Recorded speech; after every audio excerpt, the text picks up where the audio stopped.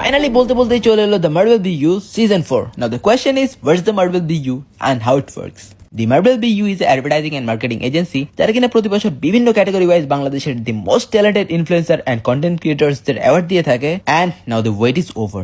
The Marvel BU season 4 has arrived. There is a lots of invited guests, their sponsors, এছাড়াও আরো কত কি. But the best part is, creative মানুষজন সারা বছর তাদের ক্রিয়েটিভিটি নিয়ে খুব ব্যস্ত থাকে, বাট একটা ইভেন্টের মাধ্যমে সবার সাথে একটা হ্যাং আউট হয়ে যায়. So it becomes an opportunity to learn about everyone's life. The Marvel BU show comes with 3 parts: fashion show, music show, and third one is award giving ceremony. Fashion শোতে তো সালমান ভাই একদম আমার মতো একটা French card দিয়ে entry নিল.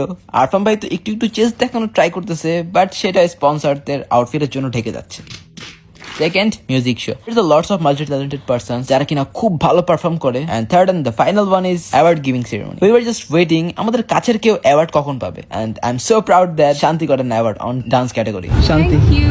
Maybe someday I'll also receive an award from my creative works. Everyone will just pray for me so that this hope comes true.